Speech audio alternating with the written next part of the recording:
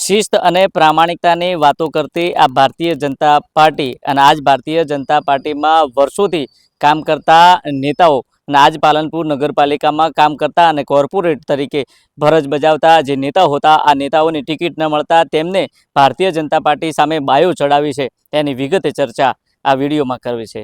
વૈષ્ણવજન તો તેને કહીએ જે પીડ પરાઈ જાનાને રે। નમસ્કાર, હું છું દિનેશ ઠાકોર। નવજીવન ન્યૂઝમાં આપનું હાર્દિક સ્વાગત છે। વાત બનાસકાંઠા જિલ્લાની છે। બનાસકાંઠા જિલ્લાના મુખ્ય મથક પાલનપુરમાં આવેલી જે નગરપાલિકા છે આ નગરપાલિકાની ચૂંટણીની વાત છે। આમ તો આ જે સ્થાનિક સ્વરાજની ચૂંટણી છે આ ચૂંટણીમાં અનેક જે ઉમેદવારો હતા આ પોતાના ઉમેદવારોએ ઉમેદવારી નોંધાવી, પરંતુ જે પ્રકારે જે ભારતીય જનતા પાર્ટીમાં વર્ષોથી કામ કરતા આ જે નેતાઓ છે આ નેતાઓને ટિકિટ ન મળતા પક્ષ સામે બાયો ચડાવી છે।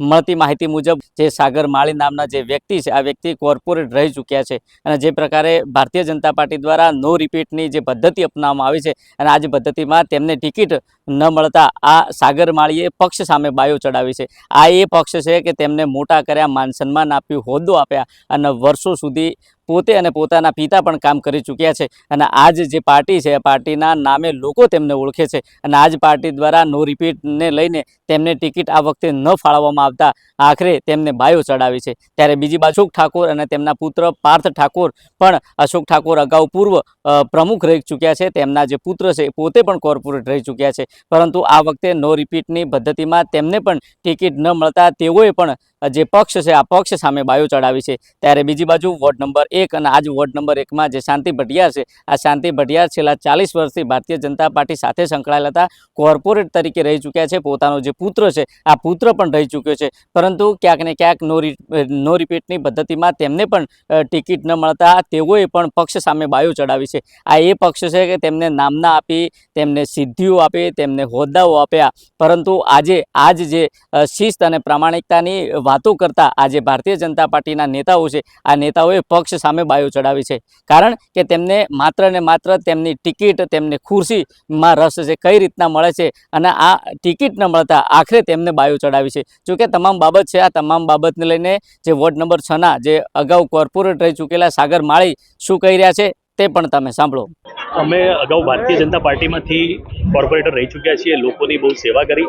ત્યારબાદ જે ભારતીય જનતા પાર્ટીએ ખોટા નિયમો બનાવીને ટિકિટ આપવાની ના પાડતા અમને લોકોએ બોલાવીને લોકોની લાગણી હતી કે ઉમેદવારી કરીએ, તો લોકોની લાગણીને માન આપીને અપક્ષની અંદર ફોર્મ ભર્યું છે અને લોકોનો સાથ સહકાર રહેશે અને અમે આ જ રીતે લોકોની સેવા કરતા રહીશું। મોટી સંખ્યામાં સમર્થકો સાથે પહોંચ્યા છો, જીતની કેટલી આશાઓ છે? જીતની 100% આશા છે, લોકોની લાગણી છે અને લોકોની લાગણીને માન આપીને જ ફોર્મ ભર્યું છે અને લોકોનો સંપૂર્ણ સહકાર છે। પાર્ટી સર્વોપરી હોય છે અને આ પાર્ટી સાથે વર્ષોથી જોડાયેલું છે, પણ આ નિર્ણય કેમ લેવો? પાર્ટીમાં બધા સાથે અન્યાય કરવામાં આવ્યો છે। જો આ નિયમ ખાલી કોર્પોરેટરો પૂરતો તો MLA MPમાં પણ આ નિયમ લાવવો જોઈએ। જો એ નિયમ સર્વે માટે હોય તો હું આજે પણ ફોર્મ પરત ખેંચવા તૈયાર છું।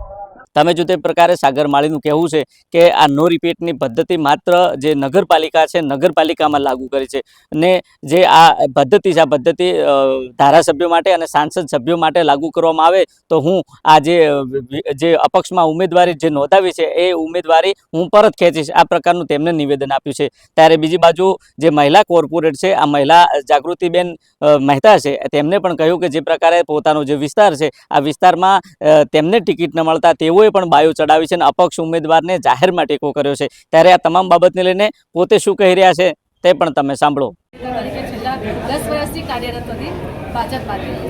આજે અમારા વોર્ડમાં 10 નંબર વોર્ડમાં ભાજપે અમારા ત્યાં કાર્યકર્તાને ટિકિટ ના આપતા આજે અમે લોકો એક કાર્યકર્તાની પત્નીને મારી 3 ટર્મ થઈ જતી હતી પતિ સાથે, એના કારણે ભાજપે મારી ટિકિટ આપી, તે છતાં અમે પાર્ટીના વિરોધમાંથી ગયા અને વિરોધ સાથે પાર્ટી સાથે અમે કામ કર્યું છે, સત્તા સાથે કામ કર્યું, છતાં અમારા કહેવા પ્રમાણે પાર્ટીએ બીજા ઉમેદવારને ટિકિટ આપી છે જે અમારે એને ભારતીય જનતા પાર્ટીનો મતલબ નથી ખબર એવા ઉમેદવારને ટિકિટ આપી તે માટે અમે વિરોધ ઉઠાવ્યો છે। શ્યામા પ્રસાદ મુખર્જી કોણ છે, ભાજપનો બસ શું છે નથી ખબર એવા વ્યક્તિને અમે ઉમેદવારની ટિકિટ આપો છો, એના કરતાં કાર્યકર્તાની વાઇફને અમે ટેકો હું આપું છું, દરખાસ્ત કરું છું। અલ્પાબેન મહેતા સાથે રહીને હું અપક્ષ આજે ફોર્મ ભર્યું છે એટલે સપોર્ટ આપવા માટે વિનંતી. તમે જો તે પ્રકારે શિસ્તા અને પ્રામાણિકતાની વાતો કરતી આ ભારતીય જનતા પાર્ટીના જ ભારતીય જનતા પાર્ટીમાં વર્ષોથી કામ કરતા તેમના જે નેતાઓ છે આ નેતાઓને ટિકિટ ન મળતા આખરે તેમને બાયો ચડાવી છે. આ મહિલા જે જાગૃતિબેન મહેતા છે એમને તો એટલા સુધી કહ્યું કે ભારતીય જનતા પાર્ટીનો ભ નથી આવડતો તેવા લોકોને પાર્ટીએ મેન્ડેટ આપ્યું છે, એટલે ક્યાંક ને ક્યાંક પોતાની ખુરશી માટે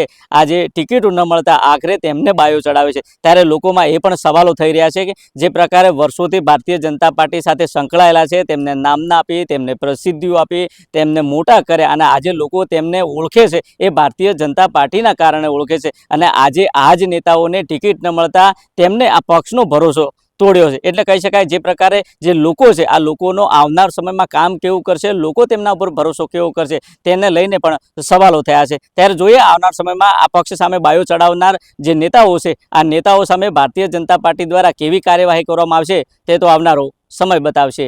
દિનેશ ઠાકોર, નવજીવન ન્યૂઝ, બનાસકાંઠા.